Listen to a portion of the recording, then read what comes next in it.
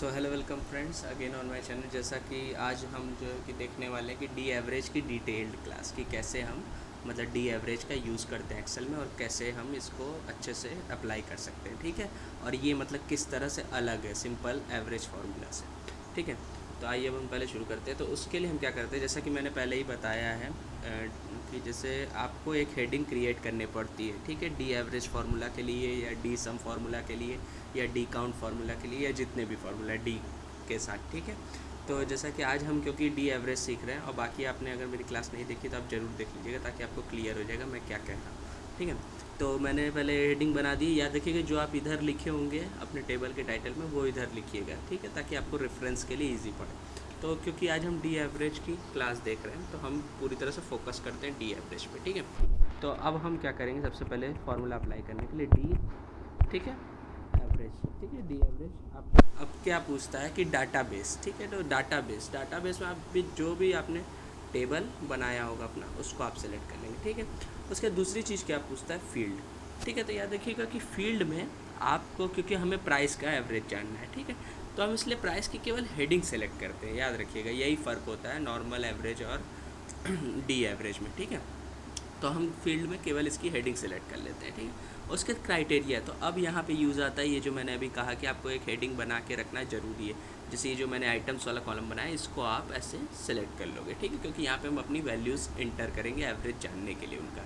ठीक है, तो फिर उसके बाद आप ओके कर दो सिंपली। तो ये जो अभी दिखा रहा है एवरेज प्राइस, ये सारे का टोटल करके मतलब एक एवरेज प्राइस बता रहा है कि कितना एवरेज प्राइस आना चाहिए, तो वो दिखा दिया। ठीक है, लेकिन अब अगर हम यहाँ पे बुक्स टाइप कर दें, ठीक है, मान लीजिए हमने यहाँ पे बुक्स टाइप किया, तो ये बुक्स के मतलब जैसे 3 जगह पे आप देख रहे होंगे टेबल में बुक्स है आइटम्स में। ठीक है, तो उन तीनों का मतलब सम करके उसका जो एवरेज प्राइस आएगा वो यहाँ पे दिखा रहा है। ठीक है, उसी तरह हम एक दो और देख लेते हैं ताकि कंफर्म हो जाए। इसी तरह जैसे लैपटॉप है, लैपटॉप के जितने टोटल हैं उनका एवरेज दिखा रहा है प्राइस। ठीक है, इसी तरह आप चाहे तो और भी चेक कर लीजिए। जैसे मान लीजिए हम यहाँ टाइप करते हैं चेयर। ठीक है, तो ये चेयर के जितने होंगे आइटम्स उसको टोटल करके उसका एवरेज प्राइस दिखा रहा है। ठीक है, तो ये चीज़ होता है। ये तो हो गया नॉर्मल डी एवरेज, आप समझ गए होंगे, आई होप आप समझ गए होंगे कि क्या होता है। ठीक है, अब हम आ जाते हैं एडवांस डी एवरेज में कि एडवांस डी एवरेज क्या होता है। मतलब ये तो हो गया सिंपल वाली बात। ठीक है, और ये चीज़ आप प्रोबेबली सोच रहे होगे कि ये तो हम एवरेज से भी कर सकते हैं। ठीक है, थोड़ा सा डिफरेंस है तो क्या हुआ, आप एवरेज फार्मूला से भी ये चीज़ कर सकते हैं। ठीक है, लेकिन अब जो एडवांस में बताने वाला हूँ वो आप सिंपल एवरेज फार्मूला से मतलब करना पॉसिबल नहीं होता है। ठीक है, तो उसके लिए यहाँ पे डी एवरेज फार्मूला यूज़ होता है। तो अब हम देखते हैं एडवांस कैसे होता है असल में। ठीक है, तो पहले तो हम क्या करते हैं, यहाँ पे एक इंसर्ट कर देते हैं कॉलम। ठीक है, और इस कॉलम का हम हेडिंग रखते हैं कंपनी। ठीक है, कंपनी। अब हम कुछ भी रख लेते हैं ऐसे ही, जैसे ABC मान लीजिए। ठीक है, फिर हमने लिख दिया XYZ। ठीक है, तो अब इसी को हम ड्रैग कर लेते हैं ताकि बार बार हमें लिखना ना पड़े। ठीक है, इसको हम फिल करेंगे पहले। ठीक है, फिर इसको ड्रैग करके अपने टेबल के लास्ट तक। ठीक है, तो ये ऑटोमेटिक हो गया। ठीक है, टोटली फिल हो गया। अब हम क्या करेंगे, यहाँ पे भी इसी तरह हमें यहाँ पे भी पहले मैं इसे क्लियर कर देता हूँ ताकि समझ में आए अच्छे से। ठीक है, अब हम यहाँ पे भी वही चीज़ करने वाले हैं। ठीक है, पहले हम एक इंसर्ट करते हैं।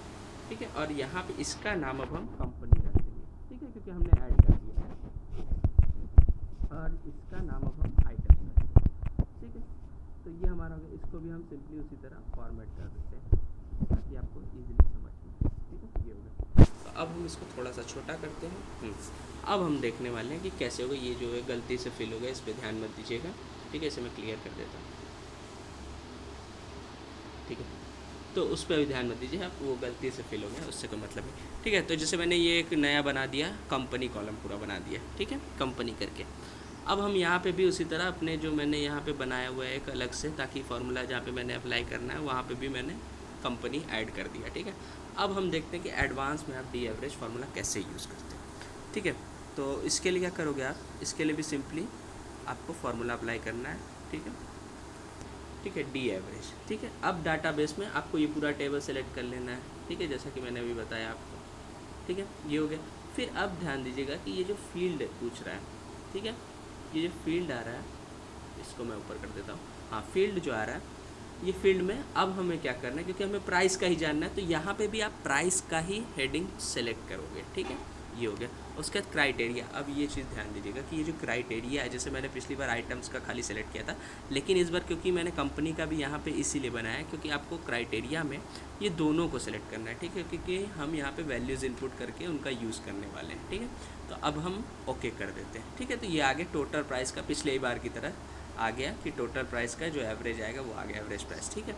लेकिन अब मैं आपको अब आप ध्यान दीजिएगा थोड़ा कि जैसे मैं अगर यहाँ पे बुक्स लिखता हूँ, ठीक है, बुक्स लिख के मैंने ओके किया, तो बुक्स का जितना टोटल होगा उसका ये एवरेज प्राइस दिखा रहा है, ठीक है, जैसे कि पिछली बार दिखा रहा है। लेकिन अब यहाँ पे क्या फ़र्क पड़ने वाला है, यही फ़र्क है डी एवरेज का एवरेज से, कि आप यहाँ पे कंपनी वाइज भी चेक कर सकते हो। जैसे आप एक चीज़ ध्यान दीजिएगा कि 2 ठो जो बुक्स है, ठीक है, वो ABC कंपनी की है, और एक बुक जो है आप नीचे देखिए XYZ है, ठीक है। तो ये चीज़ आप ध्यान दीजिएगा कि जैसे मैं यहाँ कंपनी लिखता हूँ ABC, ठीक है, तो ये जो ABC वाली कंपनी की बुक्स के टोटल हैं उनका ये एवरेज दिखा रहा है, ठीक है, ये चीज़ ध्यान दीजिएगा। और लेकिन अगर मैं यहाँ पे अगर XYZ लिख दूँ, ठीक है, और ध्यान रखिएगा कि जैसे आपने कंपनी का नाम लिखा होगा उसी तरह लिखिएगा, तभी वो लेगा फॉर्मूला, ठीक है, समझता है, ठीक है। उसके बाद XYZ, अब तो ये क्या करेगा कि बुक्स का जो XYZ वाला प्राइस है, क्योंकि वो एक ही है, तो देखिएगा एवरेज में क्या दिखाता है, वही प्राइस दिखा दी, क्योंकि भाई एवरेज निकालने के लिए आपके पास 2 नंबर्स होने चाहिए, 2 वैल्यूज़ होनी चाहिए कम से कम, ठीक है, तभी तो वो एवरेज निकालेगा। लेकिन यहाँ पे क्योंकि एक ही बुक्स जो है कि बुक्स एक ही जो है XYZ कंपनी की, इसलिए वो उसी का जो प्राइस है वो दिखा दिया, ठीक है। इसी तरह आप और भी चूज़ करके देख लो, जैसे मान लीजिए लैपटॉप, ठीक है, हमने लैपटॉप लिया, ठीक है, लैपटॉप हमने करके ओके किया, तो ये जो दिखा रहा है एवरेज प्राइस, देखिएगा लैपटॉप जो है एक तो, हाँ, तो 2 ठो लैपटॉप जो है, देखिए पहला वाला लैपटॉप जो है वो XYZ कंपनी का है, दूसरा लैपटॉप जो है वो ABC कंपनी का है, तीसरा लैपटॉप जो है वो XYZ कंपनी का है। तो इसने क्या किया, क्योंकि मैंने कंपनी में XYZ लिखा हुआ था, तो ये XYZ वाली कंपनी के जो लैपटॉप्स हैं उनका टोटल करके और उनका मतलब एवरेज बताया है, ठीक है, उनके प्राइस के टोटल का एवरेज बताया है, ठीक है। अगर मैं यहाँ पे ABC लिख दूँ तो देखिए क्या ABC, ठीक है, अब ओके कर दिया मैंने। तो ये ABC वाला जो लैपटॉप है, क्योंकि एक ही है, ठीक है, पिछले बार की तरह, तो इसने क्या किया, सिंपली प्राइस वहाँ पे दिखा दिया आपका, ठीक है। तो ये होता है डी एवरेज में एडवांस फार्मूला का यूज़। इस तरह आप मतलब कंपनी वाइज, या मान लीजिए आप और कॉलम इसमें ऐड करते हैं और चीज़ें ऐड करते हैं, तो उसका भी यहाँ पे आप बना देंगे हेडिंग के साथ, कॉलम ऐड करते जाएंगे आइटम्स कंपनी के साथ, और मतलब फिर उसको भी आप सेलेक्ट करेंगे क्राइटेरिया में, तो वो उस हिसाब से आप अपनी वैल्यूज़ इनपुट कर करके चेक कर सकते हैं। मतलब कहते हैं ना कि ज़्यादा मतलब वो कर सकते हैं, स्पेसिफिक कर सकते हैं, ठीक है, अपनी वैल्यूज़ जानने के लिए और मतलब अच्छे से वर्क करने के लिए एक्सेल में। तो ये होता है डी एवरेज में एडवांस फार्मूला, मतलब डी एवरेज का एडवांस फार्मूला आप कैसे यूज़ करते हैं, ठीक है। ये चीज़ आप एवरेज सिंपल एवरेज में नहीं कर पाएंगे, इसलिए, ठीक है।